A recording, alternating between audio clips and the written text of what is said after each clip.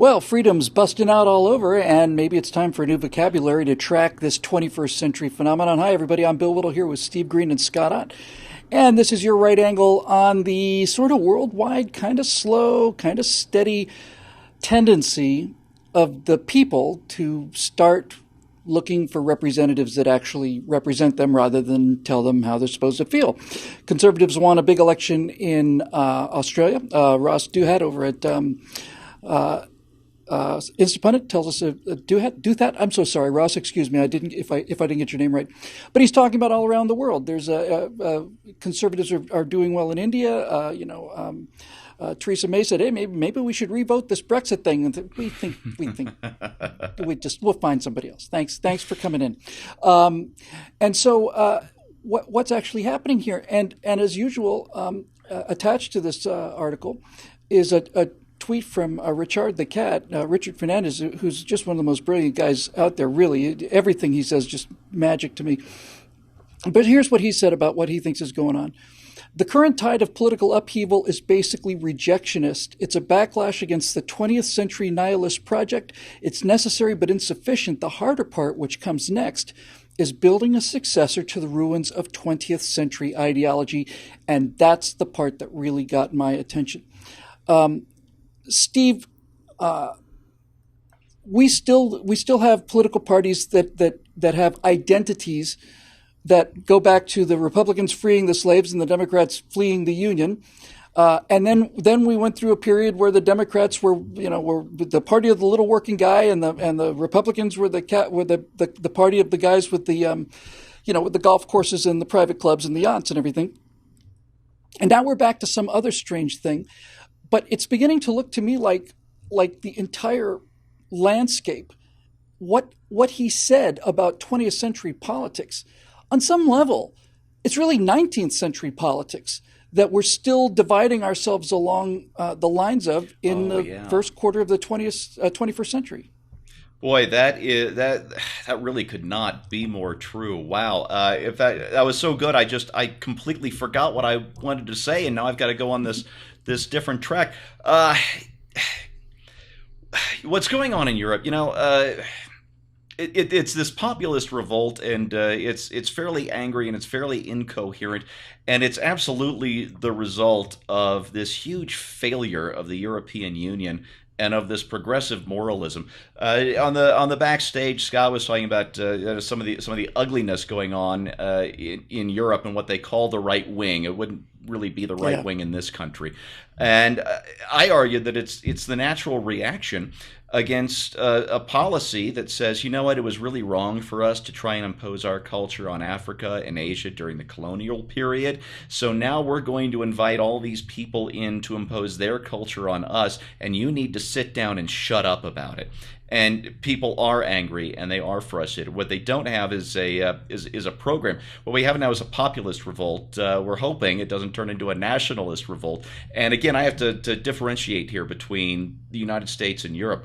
In Europe, nationalism tends to be sort of a benign thing. We want to look inward and improve ourselves.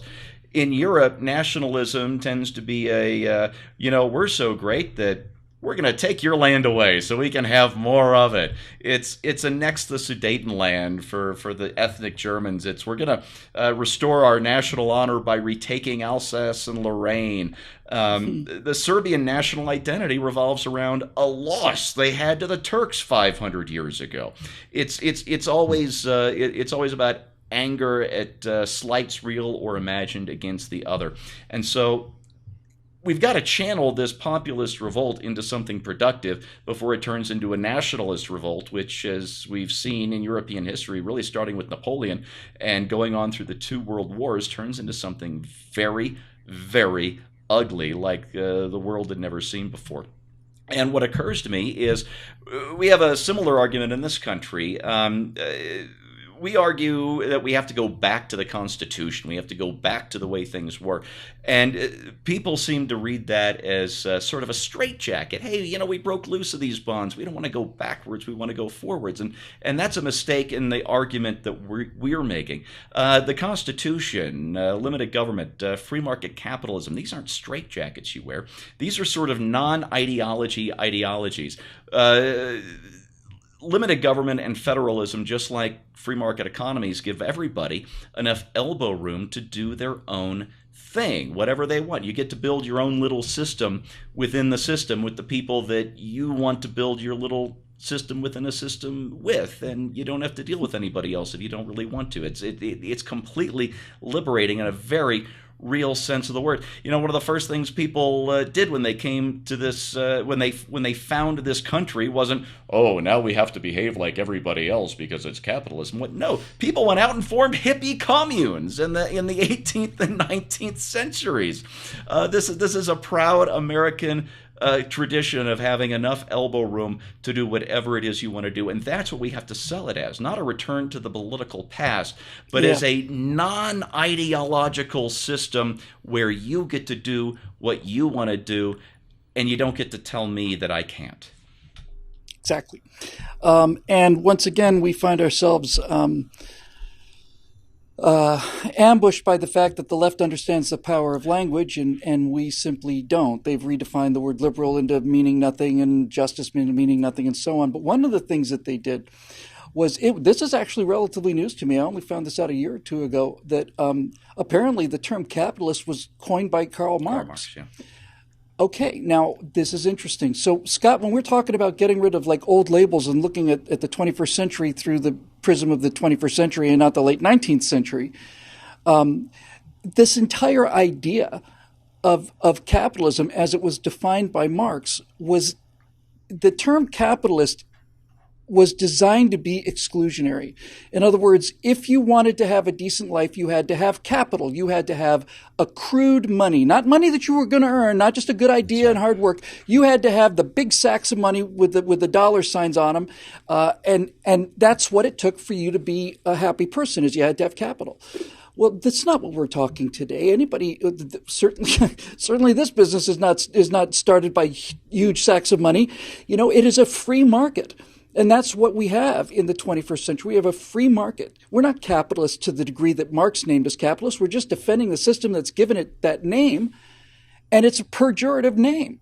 Same with socialism. So do you think that when you hear Bernie Sanders get up there and you see these socialists saying, the workers of the world need to unite, it's like, my family comes from coal miners in Wigan in northwestern England, and I've seen pictures of coal mines there, and it's rough. But compared to what they're doing to the graphic designers out in Santa Monica, I mean, you want to talk about conditions that just make a grown man weep.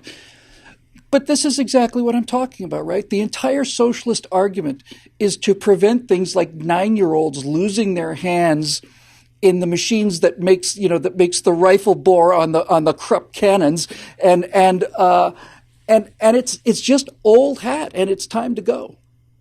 Yeah, I understand in those marketing offices that the on the free lunch buffet, they're very nearly out of quinoa.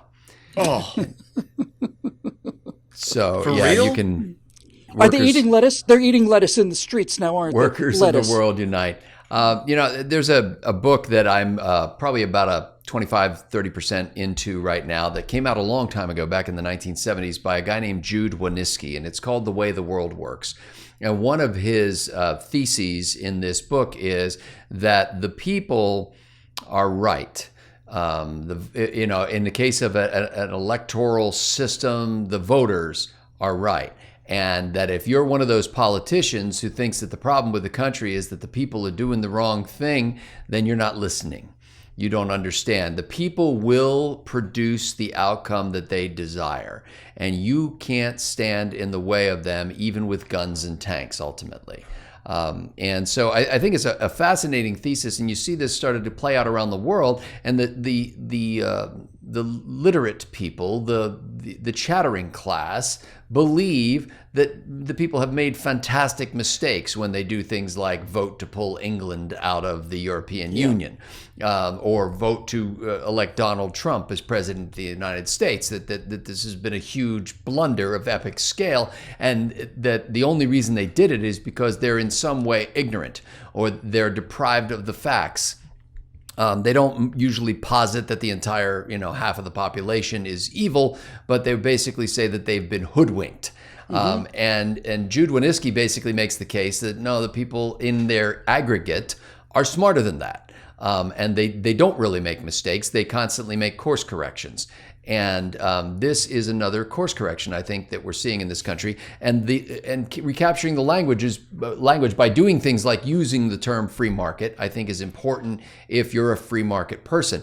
The idea of capitalism is immoral, and that's why Marx used that term. He was playing to the basic morality that each person has. And if you paint somebody as a person who came to an enterprise not with his own hard-won wealth, but with something that was given to him, and that he brings only that, while other people bring sweat and toil and perhaps their limbs or their very lives, then that is immorality. Because he is sitting in his corner office just, waving a pencil, and things happen, and it's of no consequence to him in any kind of a substantive way. And so we eschew that kind of capitalism. That's not what capitalism is. The idea that you can start your own business and that eventually you can get to the point where you don't have to work 16 hours a day in order to make a go of it, but that you can actually provide a job for somebody else who can pick up the slack in those areas that you were doing. I used to sell things to small business people all the time, mostly advertising, years and years ago. And I always marveled at these little businesses where these people were trying to craft a successful business plan. And I remember saying to one guy who ran a hoagie shop, I'm like, you and your wife are here every hour of every day. This isn't a business. This is a minimum wage job for you. And they were like, what do you mean? And I said, look, you're doing work that you could hire other people to do for minimum wage. That means you're not actually running a business when you're making sandwiches. If you want to make this a business, at some point you've got to be able to design it in a way that it can be self-sustaining without your personal ministrations every hour of every day. And there is hard work in doing that. It is not just waving a pencil at somebody or pressing a button on your desk and asking Jeeves to come in and perform some task for you. And I think if we understand that and sell that more effectively to people, capitalism or free markets are not about what the guy's doing on Wall Street. It's about what the guy's doing down the street who's running that little, nail salon. Frankly, it's about the person who's driving a truck as his own business and hopes someday to be able to afford to buy a truck and eventually to hire somebody else to drive that truck, and then maybe to have 6 or 7 people who are expanding into a regional or statewide or national truck firm because that guy started out driving a truck and had a dream. Free markets are about dreams. Capitalism is about immorality, and we need to reclaim the high ground of morality. This is exactly right, and that's why I think this entire premise is so important. All of these terms are obsolete. They don't mean anything anymore, and we're defending words by the definition that Scott so ably pointed out of a person who brings nothing to the business except big sacks of money that he probably got as an earl or a duke. Or it's essentially, they went straight from the aristocracy into early stage capitalism. To that degree, it gives people who oppose business not only a moral cover, but moral imperative to bring down this system where the guy who was born with money makes more money and the people who work hard make nothing.